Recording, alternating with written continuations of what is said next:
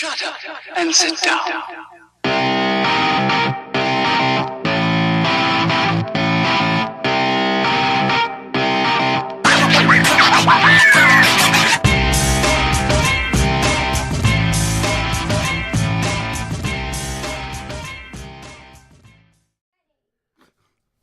What's up, everybody? Welcome to the Ken Frederick Podcast, KF Special number 19, Wrestle Kingdom 12 review. I want to say thank you for listening. If you just stumbled across us on the interwebs, check us out at kfpodcast.com, at KF Podcast on Facebook, at Ken Fred Podcast on the Twitter, and pretty much Ken Frederick Podcast everywhere on your social media needs.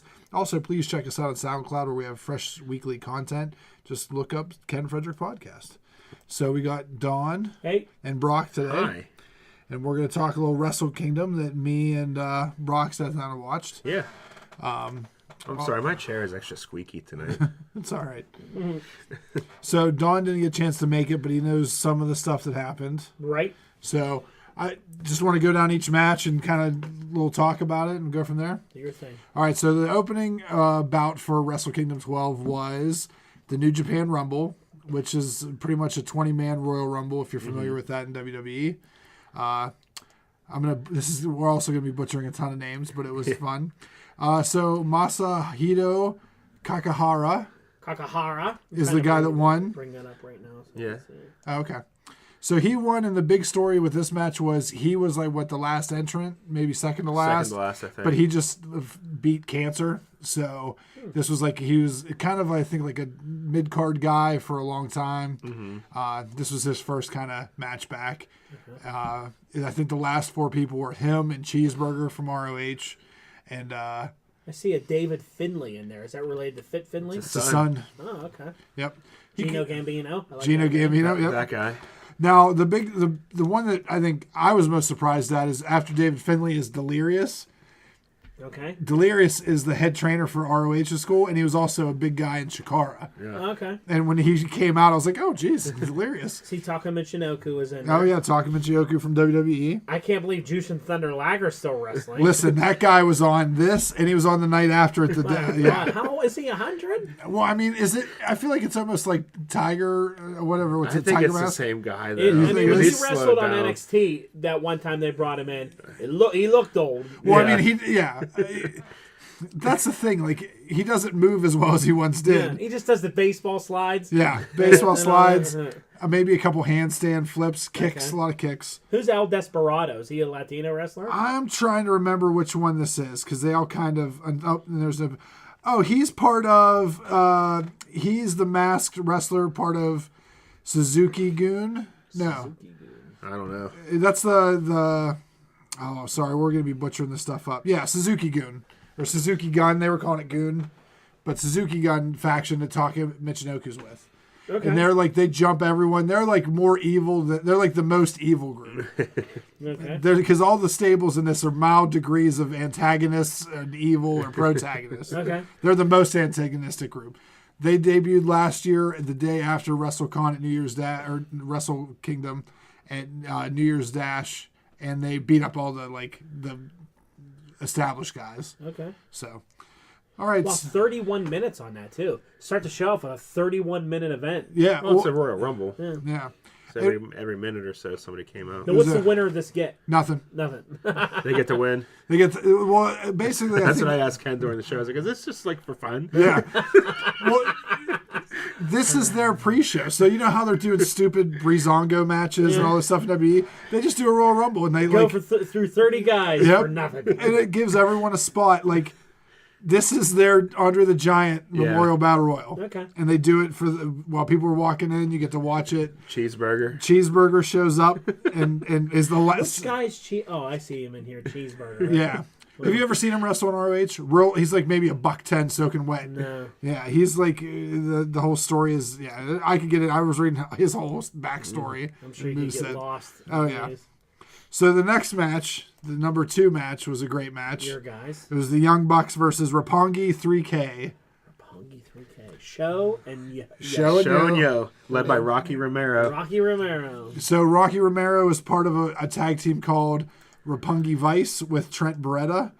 And then he said, I found some guys that are 3,000 times better than Roppongi Vice, and it was Show and Yo, hence the name, Roppongi 3K.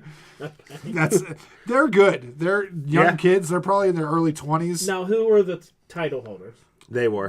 They beat the Young Bucks months ago for the light heavyweight tag champs. The Young Bucks won them back. The IWGP Junior Heavyweight. Yep. Tag Championship. They're the first ever 7-time holders of the belt. So is there 2 tag team champs? There's Yep. junior heavyweight tag belts and regular. Yep. Yeah. And a 6-man belt. Have the Young Bucks own the heavyweight belts ever? They're the junior heavyweights. They're the junior heavyweights. They keep it pretty separate in Japan with that stuff. Because if you would see them go against the guys that the way they book the heavyweight ones, they're like monsters. The heavyweight champions were Davey Boy Smith Jr. and Lance Hoyt, or Lance Archer. Lance Archer. Big dudes. Yeah, so 2 6'8" guys, close to 300 pounds. I mean, because in WWE, when they book a tag team, it's Big Show and Kane, and then they destroy everyone.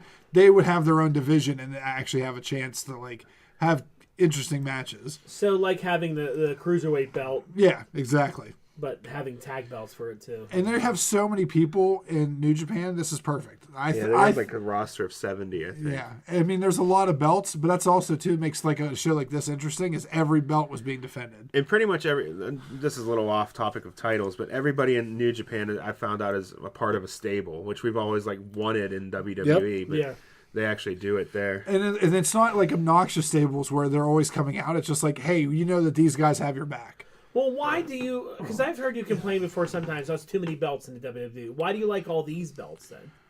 Because it's not...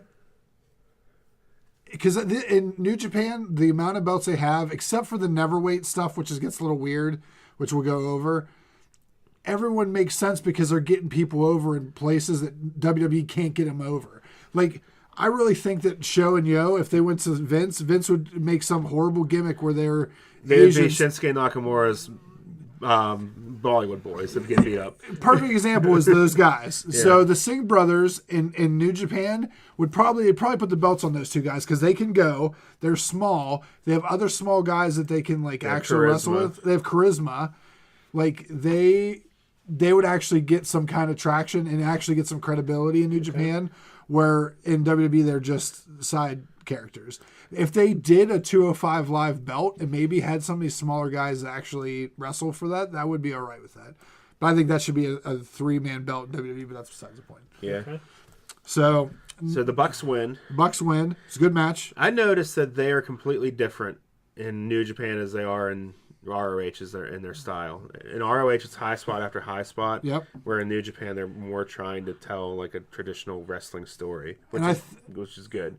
I don't think people know that about them. Yeah. I think that they realize that in Japan they have to wrestle that way to get the crowd into it. Mm-hmm. Where in an ROH show, they know that they can do high spots and the crowd will be into it, and that's fine. That's all they want to see in an ROH show. Yeah, unfortunately.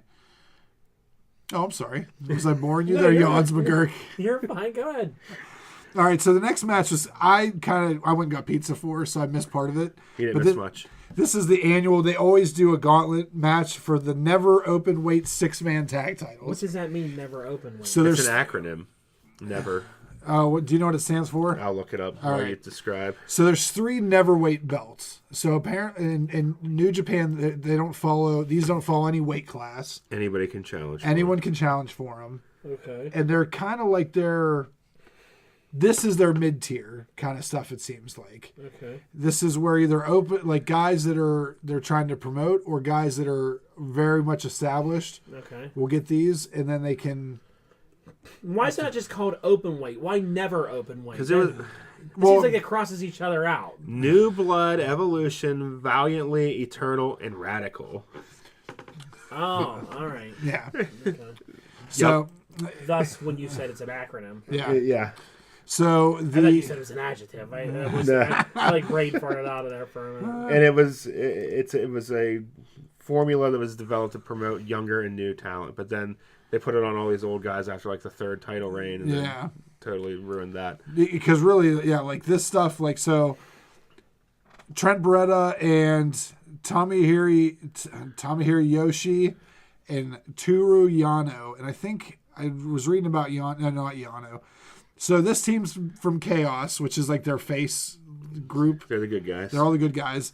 Toru Yano apparently was one of their biggest heels for a long time. but he turned face, and he's part of this group. And then this Ishii guy is just a brick shit house, and he just beats people up. And then Trent Beretta, if you remember Trent Beretta from WWE, I think they're really pushing him to be a heavyweight. He kind of developed into that over this year. Yeah. And had a great match with Kenny Omega, and it really established him as like a singles. And that's how they kind of broke him up from Roppongi Vice. So they won the belts. They have a rematch. They won the belts essentially from Bullet Club, which is Tama Tonga, Bad Luck Fale, and Tonga Loa. So the Bullet Club lost. Yeah.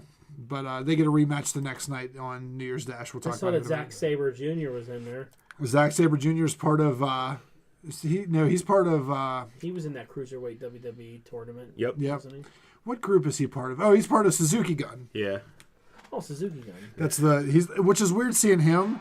Yeah, because he doesn't fit. He doesn't fit. It's all Asians, and they're real evil. And then it's like Zack Sabre Jr. wearing a black jacket, and he's like I'm evil too. But it was. So let me ask you a quick question: is the Bullet Club over with the Japanese crowd, or No. is that they don't like them? I don't think that they don't like them, but out of all the groups, like Chaos is huge, and Gobernales de Japón is like huge, and that's like their two big The Bullet stables. Club's more like the American people. Well, yeah, it's everyone that's not. There's only one Japanese guy in the Bullet Club. Yeah, and he's the Tokyo Pimp, and I can't remember his name. Okay. It's Yujiro Takahashi. Okay. So, but yeah, Fale, Tonga, and Tonga Loa and Tama Tonga lost. Who used to be Camacho in WWE. But it's Haku's kids and Bad Luck Fale, who's also A cousin. Yeah, but what is their nationality? Polynesian. Polynesian, yeah. Okay. But so all right, but that was probably I agree probably the worst match of the night. Yeah, and it wasn't bad. It was just predictable. It's predictable, and also too, it was long. It was a lot of people, and it was convoluted at times. I did like the team of Big Mike and Warbeard and all those guys. Oh yeah, War Machine and Mike Elgin was a good team. They know how to group guys together that look cool. Like Mike Elgin doesn't look cool, does he? I don't know. I He was looked like cool Mike. with them. Yeah, I liked Mike Elgin. Okay. With War Machine. All right, so the only match without a title belt, which was Kota Ibushi versus Cody Rhodes. There was a title on the line, though. Who was the It most was handsome? Yeah. Okay. So during this match, Kota Ibushi wins. I think they're really developing Brandy Rhodes as a great heel valet. Mm-hmm. She got involved a little bit. She's really coming into her own from just announcing in WWE. I think they missed that talent. She's wrestling too, right? Yeah, she's wrestling, taking bumps. 15-minute match. It was good. Okay. Then the next match was for the This word. What's this word? Los Ingobernales de Japón, Oh, wow. What's that mean? the ungovernables of Japan. Okay. Evil and Sonata. I like this tag team. I've watched them last year too at this. They're basically it's Asian Undertaker is evil and Sonata is Cold Skull is like his like gimmick. Yeah. Sonata was in TNA for a while. Yeah, he was James Storm's guy. He was James Storm's guy. Okay, well they really missed the boat because I think I Sonata's thought he good. was good there. Yeah. He was they made him kind of cheesy then, but Because they don't know what to do with Japanese guys in TNA or anybody else. Well, they made the biggest star right now in New Japan is Okada, and they made him like Kato over there. Yeah. So, well, so Evil and Sonata won the tag belts. Good match. It was a good tag match. I hate the Killer Elite Squad. Yeah, me too. Lance Archer is the worst person in the world. He comes out with literally a 24 case pack of water, spits it all over the fans. It's Yeah, like he's, like, throwing 6 it minutes of everywhere, intro spitting. of him spitting on It was people. terrible. Like, I'd be pissed if he spit on me. And it's all because he can't get real heat in a match. So he does this Because like he has no personality. and No. who was he again? Lance Archer, Vance Hoyt, Hoyt. Dallas. He was remember the guy in TNA that had a tramp stamp but no other tattoos? It was real awkward. He looked like house show Test. That was him. Dallas. Yep. Yeah. That was him. So, I mean, he can wrestle. Like he's good in I wouldn't have him anywhere other than this. But Yeah. and I found out watching the next night, they're part of Suzuki Gun, so they're with like Taka Michioku and all these guys, which is weird because they're not. They seem like easy Bullet Club guys, but they're not. They're part of- Yeah, that's what's weird about it because New Japan lets these guys do indie bookings, so they have, they're all over the place with all these different characters that they play. Then they all come back together for this. Yep. It gets kind of odd. And they have to fall in line to what New Japan wants here, but Yeah. whatever you do anywhere else is fine. Because I heard that they run a tighter ship than Vince even does. Everything I has to wouldn't be be approved. surprised. So that match wasn't bad. I think even when Sonata sold the entire time, came back. That's kind of like that's kind of like New Japan's formula. The guy that's getting beat up for the first 10 minutes of the match is going to come back in the last 5 and kind of win it. It's good. It's fresh. I mean, for guys that normally watch WWE, I think it was good. Okay. Next match I really enjoyed. It was Goto versus Suzuki. It's the Suzuki guys, leader of the Suzuki Gun Group. This is the open weight championship. Open weight, never open weight championship. And it was hair versus hair because... And it says never real big across the belt. It's because it's an acronym. Yeah. It stands for New Blood, Evolution, Valiantly, Eternal, and Radical. N.E. It would make that more sense instead of just the big word never. I wouldn't be surprised if these titles cease to exist soon. Well, I think it wouldn't be. New Blood, Evolution, Valiantly, Eternal, and Radical. That's kind of weird. So Suzuki's been apparently beating up Goto nonstop. So finally Goto says, I want another match, but the only thing I can give you anymore is my hair. So they did a hair versus hair and belt match. And finally Goto, the face. And Suzuki was pretty much bald already. Yeah, Suzuki, I thought he had cool hair. Mindy wouldn't let me cut my hair like this. So he's pretty much bald, but it's like... He has like a cockatoo tuft. Yeah, he has this weird big tuft of hair in the back. Then he had all these designs all around his head. And you wanted to cut your hair like that. Yeah, sweet. A grown man. He's older than I am, and he made it look cool. You work for a store, and he works for wrestling. You're not a wrestler. I mean, I wear suspenders. That's fine. But anyway, so Goto won, and I thought it was cool because Suzuki, all the Suzuki Gun guys are trying to drag him out of the ring so he didn't have to cut his hair. They rescued him. And then he finally comes to and realizes that they're dragging him away from the chair and the clippers that they have set up. And he gets pissed off and walks back in the ring, takes the clippers, sits down, goes to cut his own hair. The clippers don't work. So it took him a couple minutes to get them working, and then he cut his own hair and left. Like one chunk out of it before. Yeah. That's all I could get with it.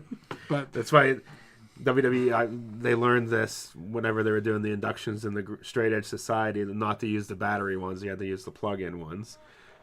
Just a little bit of trivia. So by the time they got to Serena, it actually worked. Hilarious. All right, so best match of the night was the 4-way match for the IWGP Junior Heavyweight Championship. Mm-hmm. It was Ospreay versus Marty Scurll versus Hiromu Takahashi, the ticking time bomb, and Kushida, the time splitter. And I think everybody liked someone in this match and was rooting for someone at the house. And it was. You like Marty Scurll? I Marty Scurll's great. He lost. He lost. He was the defending champion. He was. Came out with these cool big wings that opened up because he's the bird of prey and the villain. And is that why the villain hat? Yeah. Yep. Yeah. That's his line. He's the villain. He's the villain. So it's a good match. Had a lot of good high spots, which it was a very high spot fest, but it wasn't over the top. But it was at the right point in the card. Yeah. It was at the upper mid, right after all these heavyweight matches, and then they put those guys right in there. And that Goto Suzuki match was it almost felt technical. It was very it wasn't flashy at all, and this felt great. And especially with what follows it did well. I thought it was the best match of the night. I agree. So then there's the next match was Tanahashi versus Switchblade Jay White, which I don't get the appeal of Switchblade Jay White. This is someone that I guess he was blonde a while ago. Yeah, now he has black hair with purple tips. Yeah, he dyed his hair black, purple tips. Yeah, and he's a decent wrestler. I saw New Zealander. Yeah, I saw his entire ROH run they did because I went to a TV tape and they filmed 6 weeks worth of footage in one night. So I got to see his entire run, and they just had him every night. It was all in one night though. Was doing a time limit draw with a bunch of former champions. So they're really trying to put this guy over, but nobody really cared. Yeah, he's decent. It's just there's no character development or personality behind him. Yeah, it's rough. But Tanahashi won. He kept his Intercontinental Championship. Tanahashi has the greatest hair in the business. He does. It's amazing. Did you pull up a picture of him to see him? Uh-huh. You have to see his hair. The hair's great. Uh-huh. Uh-huh. Yeah, that's some hair right there. Brock's looks like a Dragon Ball Z character. People love him. So they have an Intercontinental and they have a United States belt. It's a little redundant. And then they have an open weight heavyweight, a never open heavyweight, a heavyweight, a light junior heavyweight. Yeah. It's better to break it up. So you got a junior heavyweight and a junior heavyweight tag. And then open heavyweight.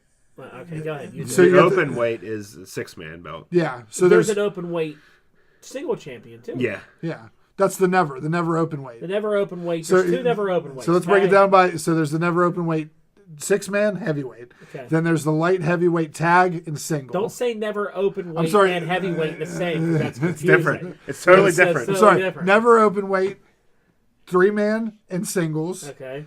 The lightweight tag and singles. Okay. Heavyweight tag and singles. U.S. Intercontinental. Okay. And then an open weight.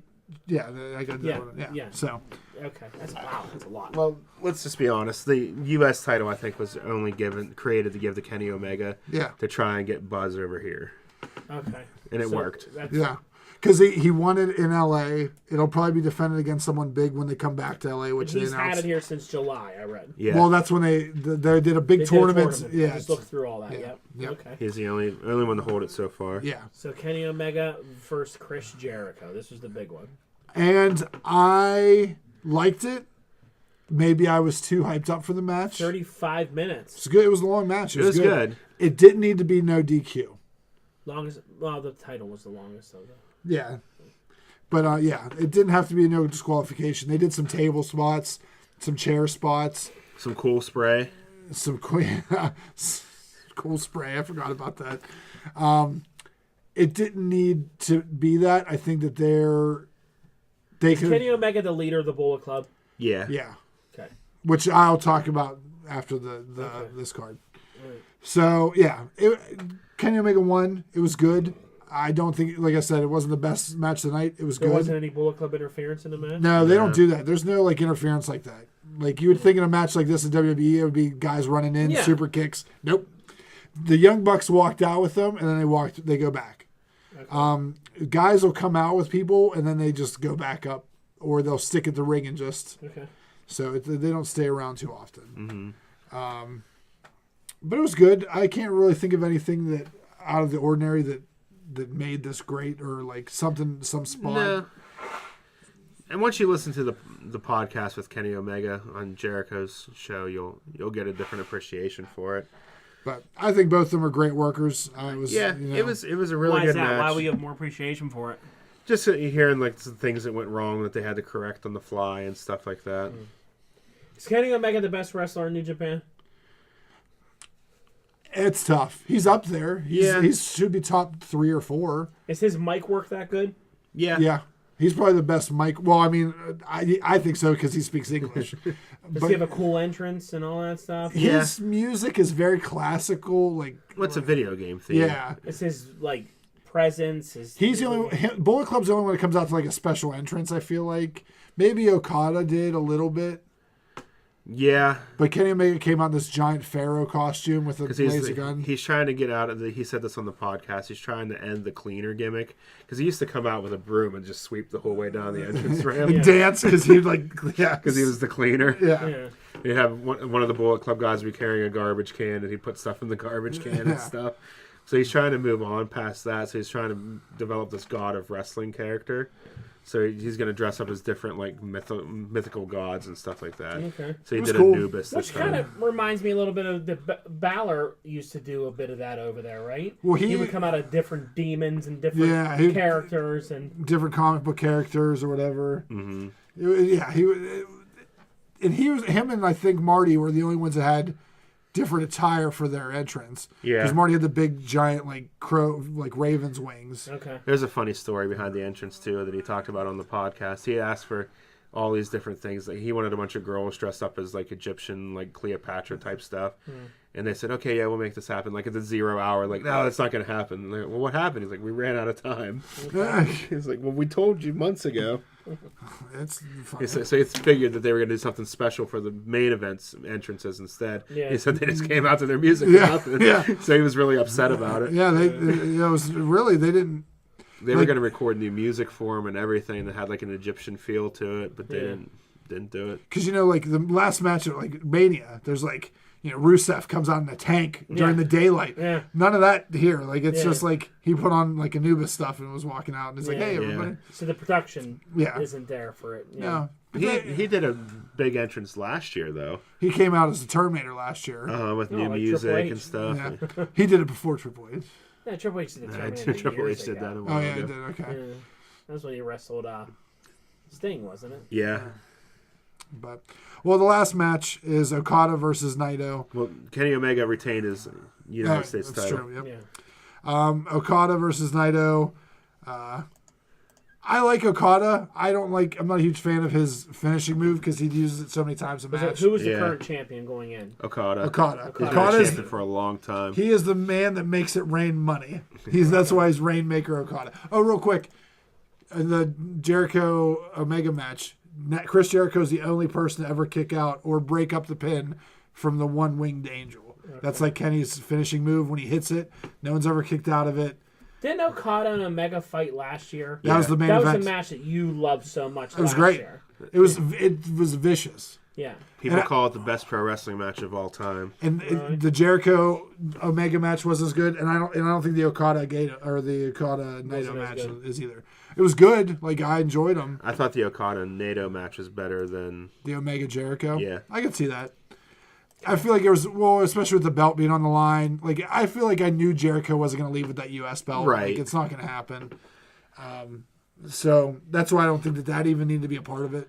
I just wanted to watch the match. That match is just getting... Cause I almost think it's a thing now where Kenny Omega has to have the best match on the card, regardless of what else happens on the show. Yeah. Well, he's their guy right now. They want him to stay. Well, Dave Meltzer loves him. Oh, so yeah. that's where these star system comes from. Yeah. But I think there's other... I mean, don't get me wrong. I think Kenny Omega's great. I'm a big fan of his, but he doesn't have to have the best match every time. You can admit that these other guys are doing some good stuff. He's their guy, though. He's the guy that if you're an indie wrestling fan, you like Kenny Omega, and you don't want him to come to the WWE because you want him to be on.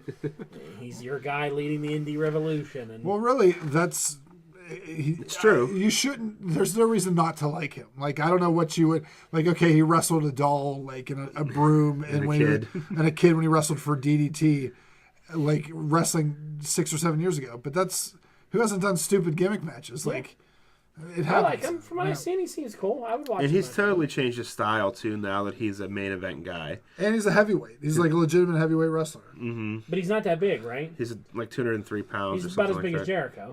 Yeah. About as big as AJ, probably. Yep. Yeah. Which, it works well. He's a guy that I think can wrestle all sizes, so... Yeah. But that was that match.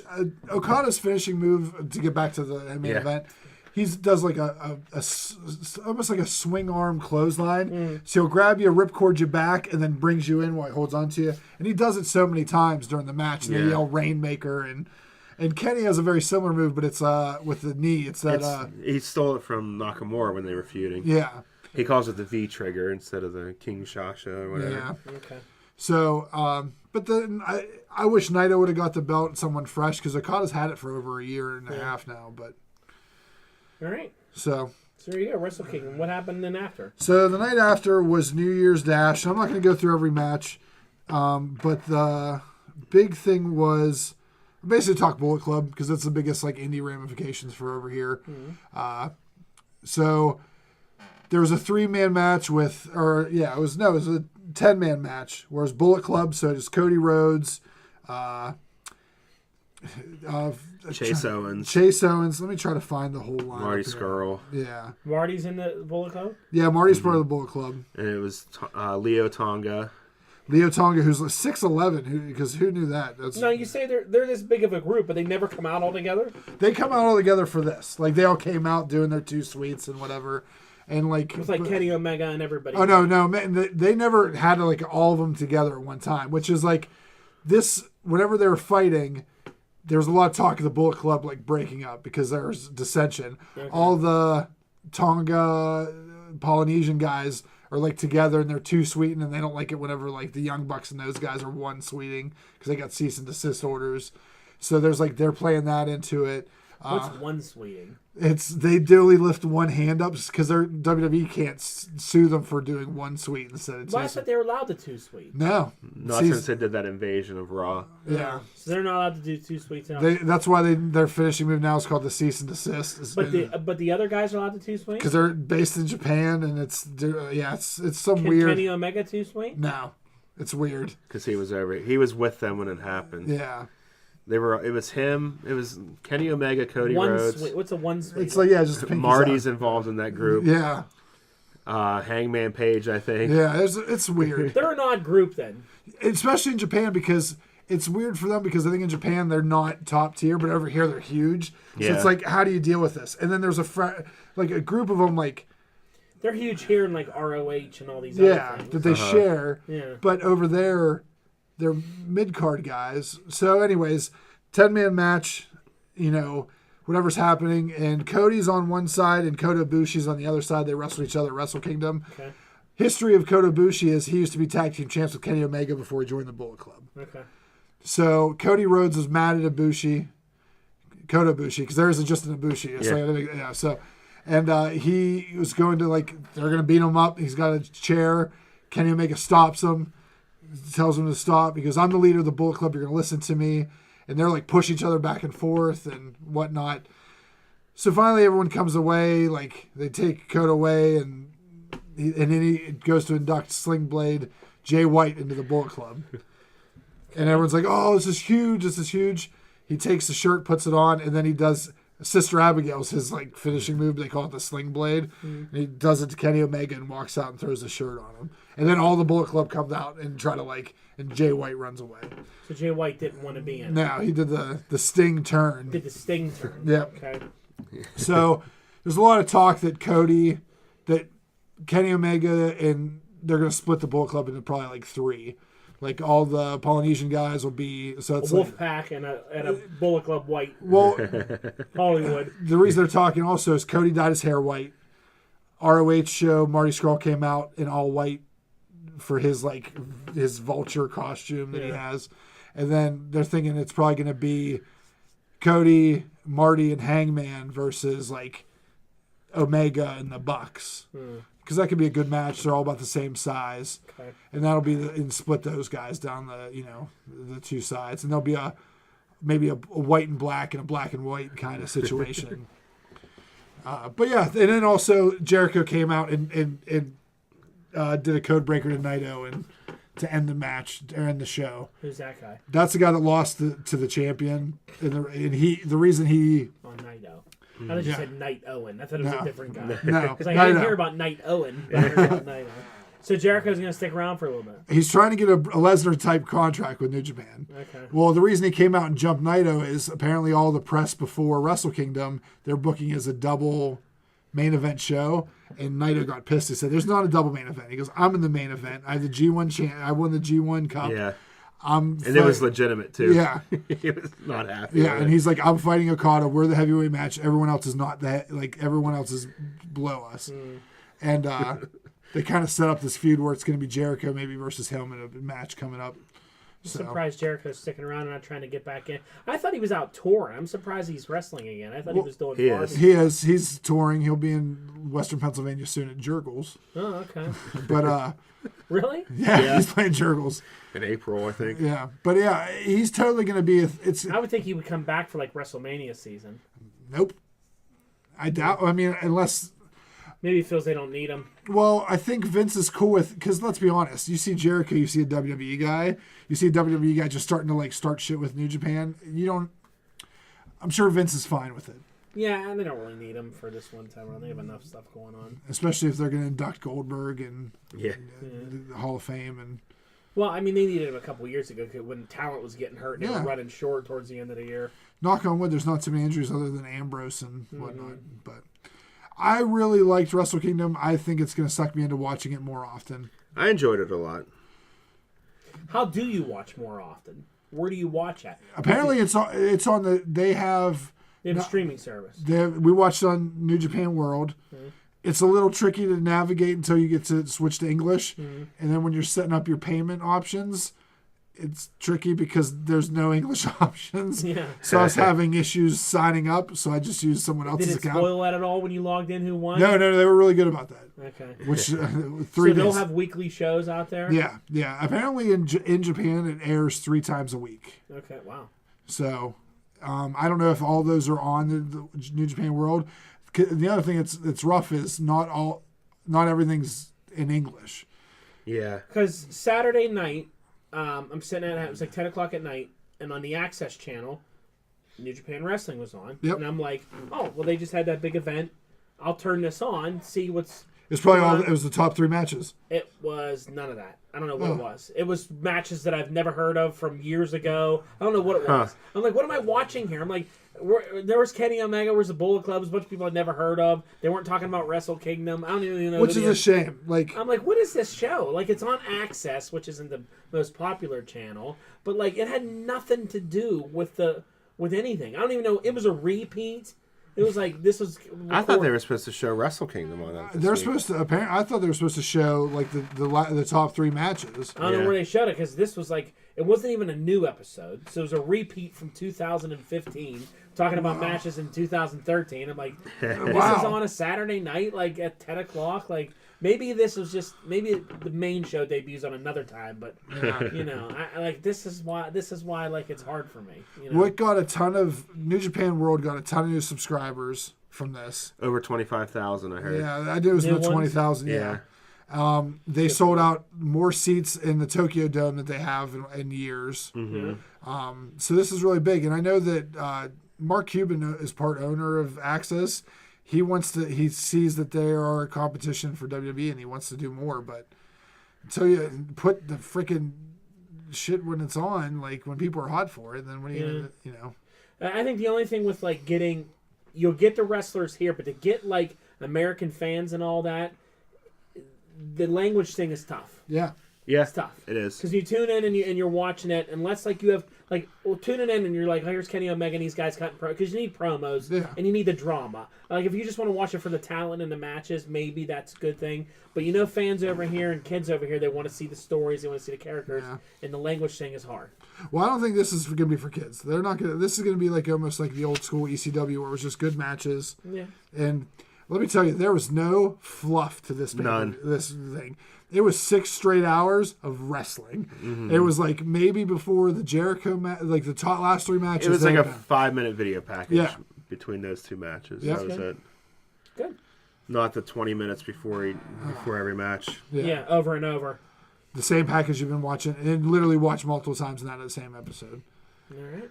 It almost makes you feel dumber watching WWE than watching New Japan, because they assume that you know things, and they don't have to water it down. Like, this is what's happening. If you don't understand what's happening, then we're sorry for you. Where like Vince is like, here you go. Roman Reigns is unstoppable, and Braun Strowman can rip down fixtures. Yeah. So, but all right, sweet. Check it out if you can. Yeah, please. Thank you for listening, and leave your thoughts on Wrestle Kingdom or what we screwed up in the comment section. And please like, share, subscribe, invite. Thanks. Later. Good night.